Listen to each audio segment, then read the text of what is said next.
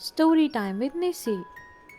Once upon a time, there lived an apple farmer. He was very good at growing apples, and it gave him a great satisfaction to see all his hard work over the year come to fruition with a glorious harvest. On one particular morning, as the farmer is taking his dog for a walk, he notices something out of the place. There is one bad apple sitting high up on his most prized bountiful tree. If that one bad apple were to spread to the rest of the apples and then the rest of the field, my whole crop will be spoiled.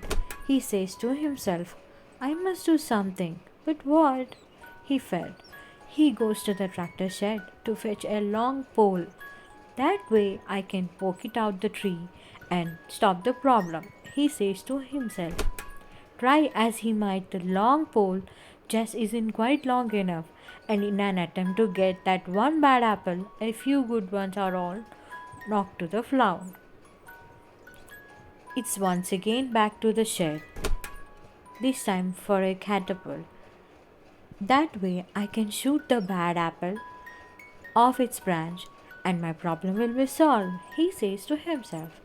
As he tried, our farmer aim isn't so good and he can't hit that one bad apple to save his life.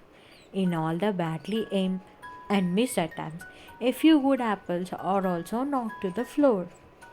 This is no good. I need a better idea, he says to himself.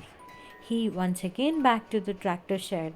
This time the plan is to shake the tree so that one bad apple may fall to the ground, solving the problem once and for all.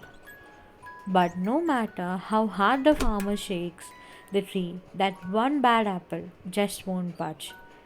And it all in all attempts, a few good apples are shaken loose and fall to the ground. A few more days pass. The farmer is now obsessed with that one bad apple sitting at the top of the tree. With one final foolproof plan of attack, the farmer arms himself with a chainsaw. If he can't poke it out, shoot it out, or shake it out of the tree, then he's going to cut off the branch. That way, he's sure he will rid himself of that one bad apple. The farmer arrives at his prized apple tree and notices something for the first time. With all his concentration and days being taken up with that one bad apple, he had knocked, shaken, and poked all the other apples to the ground where they are now lay rotting. In an attempt to stop that one bad apple spreading to the rest, he had forgotten to notice all the other wonderful apples that had ripened on his prized apple tree. He felt bad for himself.